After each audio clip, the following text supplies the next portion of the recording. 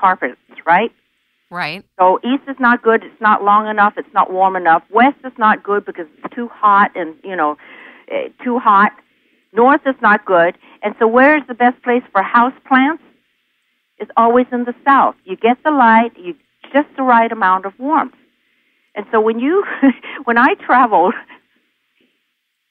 from one Chinese city to another, to Nanjing, several years ago, I looked out the window because it was a 2-hour drive, and I looked out the window, and every village, the houses were all the streets were east-west streets with the backs of the houses facing towards the north and the front of the houses. In other words, they were not flipped. All the houses. In other words, if you were living on this street, this house, you would be looking at somebody's backyard. And the next street down from you or up from you, it would be the same. Everybody's houses were faced that way. Because they wanted the light, they wanted protection. So one of the basic guidelines for choosing a home or a gravesite or a temple is always have some protection in the back of your home. And that would be to have a stand of mountains, a stand of trees, something higher and taller for protection from the wind and rain and sandstorms and whatever. So that's good common sense. And it's the same thing when the architect says, I'm going to angle this so it gets, and now they have software. It used to be they had to go out and do it themselves and find out what the sun patterns were in all 4 seasons. And now they have software that actually can rotate the house and find out exactly how much heat would be, and they have to do all that. That's remarkable. What's the name of that software? Is that for architects only? Yeah, I'm sorry, I'm not up to date. But that's wild. It is. It's wonderful because now they don't have to do these mathematical calculations. There's software. I don't know what it is, but I've seen it at work. Wow. I work with my builders, and they can actually show where the sun is going to be. If they plop Model A, on this lot, they can actually show you where the sun is, spring, summer, winter, and fall, on the month, the day, and the season, and show you where the sun is going to be.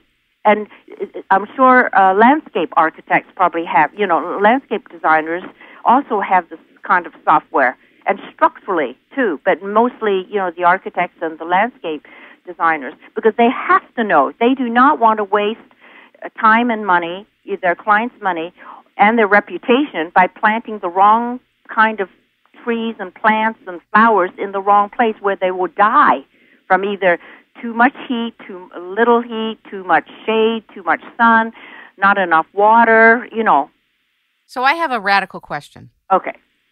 If it is so that we now know that matter is animate and that objects absorb energy, positive and negative, then my question to you is, should people who are in a dwelling, whether it's an apartment, a house, an office, whatever, if they have furniture in there, objects in there that have absorbed unhappiness, struggle, strife, should they get rid of those objects?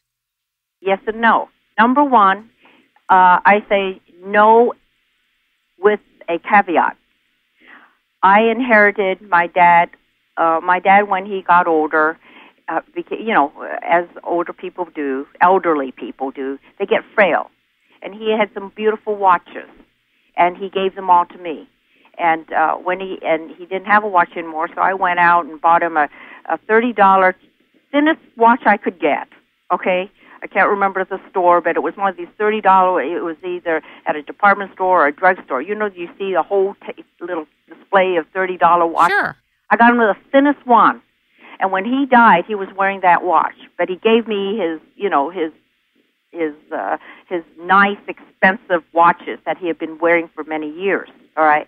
If you know and love and respect the person who owned it before, who wore that piece of jewelry, whether it's a necklace, earrings, a watch, a bracelet, whatever it was, whatever the item was, if you knew and loved that person, you knew that person, then it's not spooky, it's not superstitious. You are being close and continue to be close. I wear my dad's watch on special occasions when I really want his spirit with me.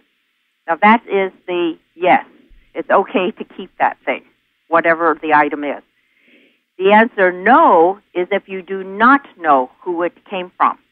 A lot of people go to estate sales, antique shops, whatever, right? Right. And they obtain items, especially antiques, and we'll get into that in a little bit later. And you do not know who these strangers are. Also, people collect things from other cultures that have, you think, oh, wow, that's a great mask, and it'll go wonderful with my collection of masks. Or this piece of statuary, ooh, this would look great on my coffee table or wherever. But you don't know the origin, and you don't know its history. And you bring it home, and all hell breaks loose. Excuse my language. Yeah, no, I understand. Yeah, but it's also the intent too in the object, correct? Pardon? A lot of people have masks from Africa. Death masks. Exactly. Or this piece of pottery, or this urn, or this vase, or something was from someone's tomb. It was a tomb piece. Would you want that in your home? No.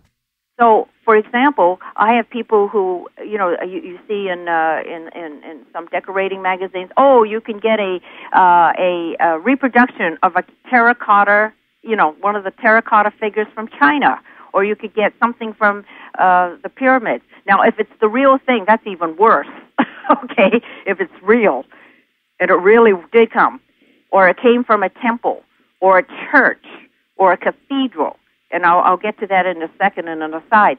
But if it's from anything having to death and dying, don't touch it. Don't bring it home. Don't bring a temple bell home. Why a temple and any artifact or icon from a church? Temples and churches, cathedrals, religious kind of. And the reason is because those were all ceremonial things, and think of all the people who were in that that structure, absolving themselves of what? Number one is sin. That's a fascinating concept. The thing has absorbed the mass consciousness of what's being cleared in that area. Exactly. And the energy. It's not only the mental energy, but it's the physical energy. So here I am, I've done horrible things. I've beaten up my wife. I come to church and I'm trying to absolve myself of my sins and all this negativity and my anger and all these negative emotions and whatever. And guess what? It's all floating around there. Isn't there a science to clearing the energy of the thing? And can you clear it sufficiently? Okay. I believe, let's put it down into very ordinary terms. You know how we do spring cleaning after? Well, we don't do so much in California because we're so blessed with wonderful weather. But the people back east and who experience the 4 seasons, they've been shut up inside their homes, right? Right. For a whole winter, and spring finally comes around. And you know what they should do and why they do it? They open all the doors and windows, and they take their carpets out, and they smack them and get the dust out and the dirt out, and the windows are open, everything is clean. And what a wonderful way you're using fresh nature, nature's cleansing to come through and air out everything that's been bottled up and contained all winter long. And isn't that great? It's done all the time. So I always, when we say Feng, which is wind, and Shui is water, and I always add also Fo, which is fire. So you can use Feng, which is wind, which is opening up your windows and let all that fresh air come in and, air out and get the air circulating and pushing out all the stale air and stale energy and all the negative, anything that's in there, okay? Or you can use water, which is cleaning, like wiping your windows and cleaning your windows and washing drapes or whatever, And then also fire. A lot of people use, like fire to purify. Incense or sage? Right, or something like that. But don't do that unless you also open the windows. So I always say, if you want to do a very easy